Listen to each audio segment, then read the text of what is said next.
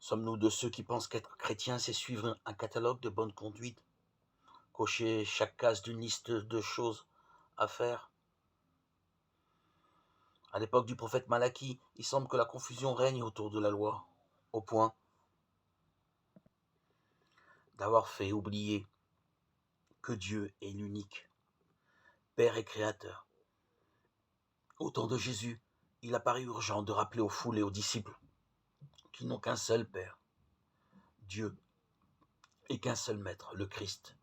Quitte à caricaturer les scribes et les pharisiens du moment, l'apôtre Paul identifie l'expérience spirituelle des chrétiens de Thessalonique. Ils ont accueilli la parole de Dieu pour ce qu'elle est, une parole à l'œuvre chez les croyants. Avec eux, il nous revient d'emprunter ce chemin, celui de l'accueil de la parole de Dieu, autrement dit du Christ, et par lui du Père et de l'Esprit. Ainsi, laisser agir la parole en nous-mêmes équivaut à prendre le chemin du Fils. S'abaisser et devenir serviteur. S'abaisser, c'est vivre pleinement notre condition humaine, avec ses conquêtes scientifiques et ses désirs de mieux être, avec ses échecs et ses paradoxes.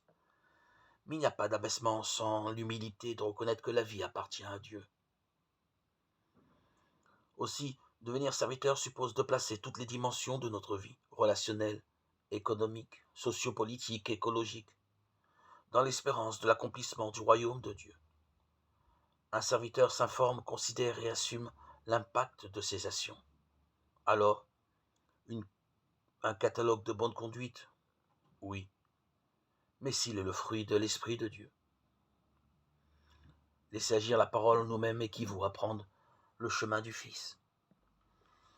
Soyons à l'écoute de l'appel, un seul Maître et un seul Père. Ne nous dispersons pas, restons centrés. Que notre cœur soit toujours centré sur le Seigneur. Restons attachés à sa parole, attentifs à sa présence en nous. Discernons à chaque appel sa lumière. Quand des voix viennent à notre rencontre, des voix multiples se font entendre, restons-y attentifs et sachons discerner la parole du Père. Seul l'Esprit de Dieu, l'Esprit de vérité, l'Esprit Saint que nous avons reçu à notre baptême peut nous permettre de discerner, d'entendre la voix. Car lorsque nous lui sommes fidèles, il exerce en nous sa toute-puissance, il nous fortifie. Et nous devenons capables, avec sa grâce,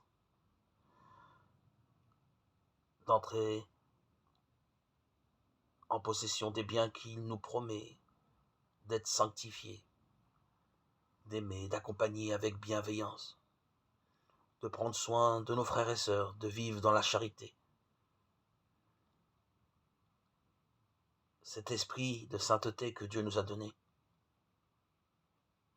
soyons-y toujours attentifs. Dieu écoute toujours nos prières et il les exauce. Il nous appelle toujours à la vie, à la sainteté.